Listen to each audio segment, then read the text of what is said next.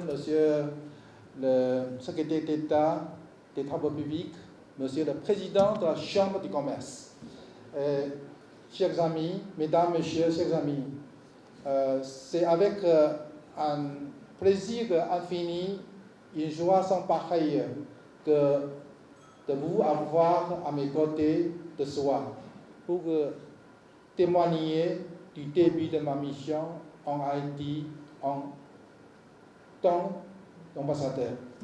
Je suis revenu dans votre si beau pays le 6 février, ne pouvant maîtriser mon émotion, heureux de revoir les couleurs d'Haïti et de sentir à nouveau les odeurs de cette terre, tendant à palpiter le cœur de ce peuple si plein d'énergie et de rêve.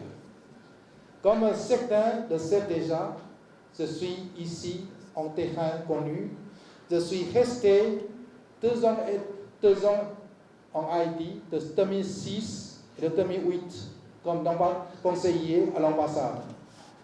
Juste après le tremblement de terre 2010 en Haïti, précisément le 17 février 2010, je suis revenu en Haïti de mon poste en Belgique pour une mission d'assistance, parce que mon pays a envoyé 5 équipes médicales et de secours pour sauver les Haïtiens dévastés par le séisme.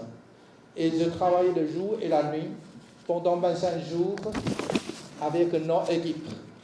Pour moi, c'est une mission inoubliable. C'est la raison pour laquelle je reste attaché à Haïti, qui a imprimé en moi des émotions essentielles.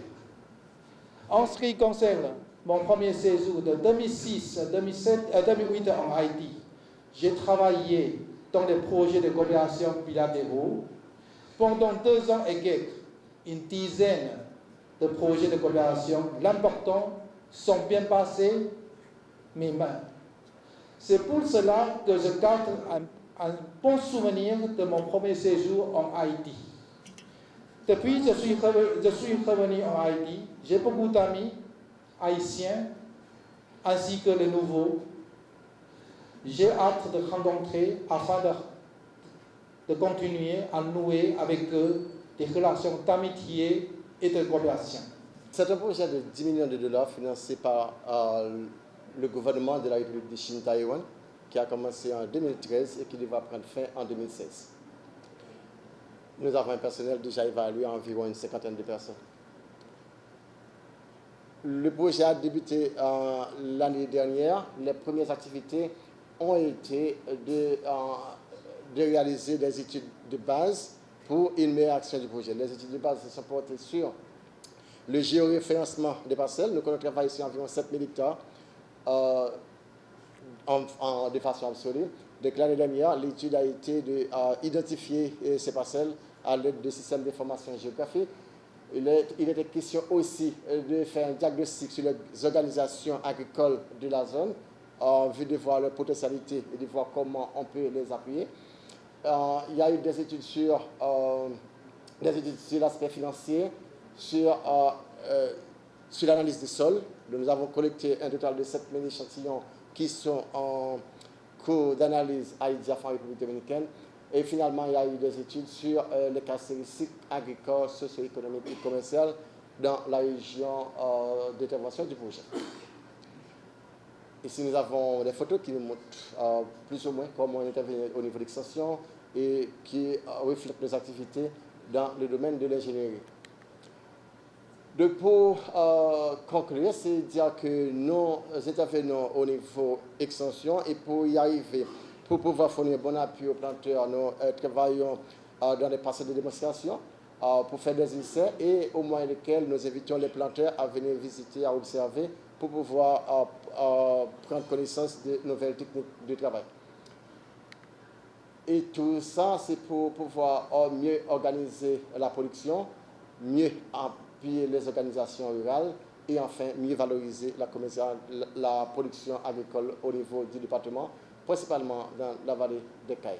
C'est un projet qui a des objectifs globaux, qui est augmenter la production et l'utilisation de semences de qualité, contribuer à augmenter substantiellement la production risicole dans la vallée de la Tibonite, et puis contribuer à améliorer le niveau de vie des riziculteurs par l'accroissement de leurs revenus.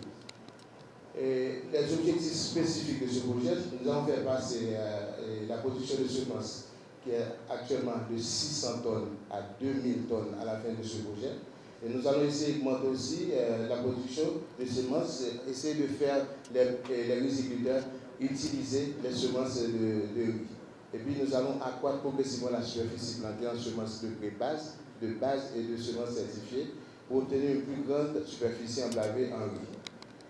Et actuellement, il n'y a pas de laboratoire national pour la certification des semences et ce projet tente de créer un laboratoire national pour la certification des semences. Et ce projet va réhabiliter également et créer des structures de conditionnement de semences de riz à Mogé, dans la ville de Petite-Rivière et à Desaules, dans la ville de Dessalines. Et nous allons former des techniciens haïtiens dans le domaine de la production de semences de riz. Nous allons former aussi 300 riziculteurs en technique de production de semences. Comment est la situation actuelle de la filière de riz? Le nombre d'exploitations dans la vallée de la Tibonite, c'est environ 130 000 exploitants, avec une estimation nationale de semences annuellement de 600 tonnes métriques l'an.